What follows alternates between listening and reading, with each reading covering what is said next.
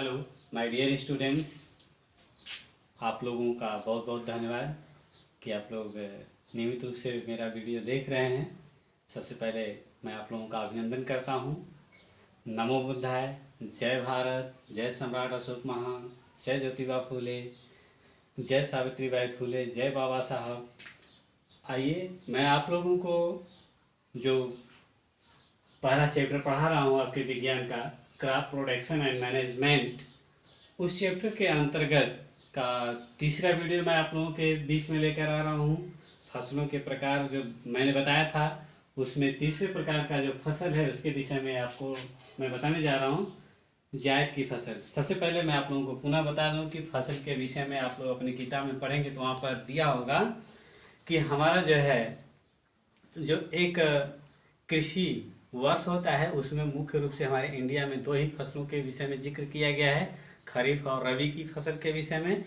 लेकिन मैंने आप लोगों को जो है 3 प्रकार के फसलों के विषय में बताया है, खरीफ, रबी, जायद। ठीक है, तो बच्चों फिर से मैं आप लोगों को बता देता हूँ कि खरीफ की फसल जो वर्षा ऋतु में बोई जाती है, रबी की फसल जो शरद ऋतु यानी जाड़े के मौसम में बोई जाती है, उसी तरह से जो है आपका जायद की फसल है यहाँ पर जो कि ग्रीष्म काल में बोई जाती है। तो देखिए यहाँ पर मैंने आप लोगों को लेबल करके दिखाया है, which crops are sown in summer season and also harvested in summer season, it's crops required less water और इरिगेशन। कहने का बच्चों मेरा तात्पर्य यही है कि यह फसल जो है लिखा गया है। ठीक है, जैसा कि आप लोग पढ़ रहे हैं, जो मैं हिंदी बता रहा हूँ वही चीज़ यहाँ पर लिखा गया है, इंग्लिश ट्रांसलेट वहाँ पर दिया गया है कि यह फसल जो है ग्रीष्म ऋतु में बोई भी जाती है और काटी भी जाती है। ठीक है बच्चों, आइए आगे हम लोग देखते हैं। अगर कुछ आप लोगों को मीनिंग्स की अगर दिक्कत हो तो आप लोग बहुत सारे मीनिंग्स जानते हो, मैं इसमें जो डिफ़िकल्ट वर्ड हैं तुम्हें बता।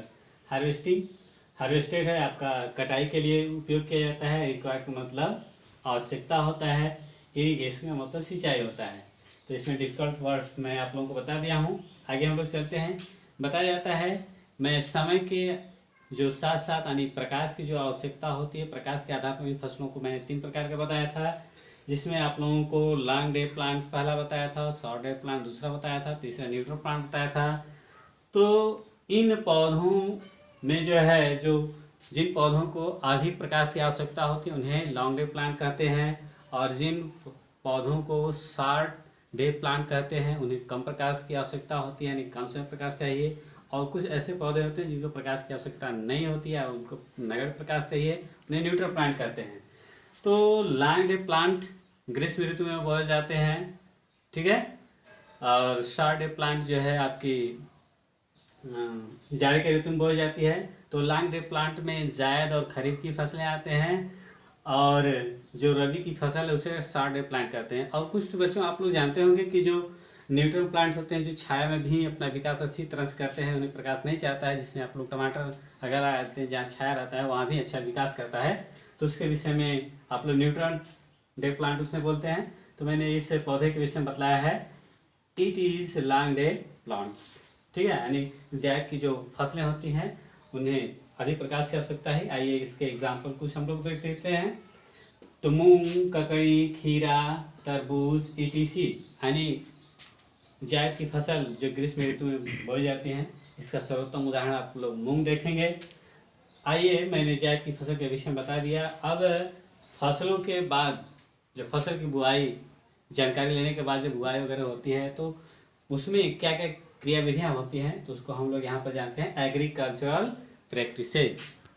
ठीक है, यानी कृषि विधियाँ। यानी कृषि विधियाँ क्या क्या हैं, तो यहाँ पर बच्चों खेती में जो बुआई, कटाई और संचय के बीच में जो तमाम तरह की क्रिया विधियाँ आती हैं उसको संयुक्त रूप से हम लोग क्या कहते हैं, एग्रीकल्चरल प्रैक्टिसेज कहते हैं। आइए हम लोग यहाँ पर इंग्लिश ट्रांसलेशन देख लेते हैं।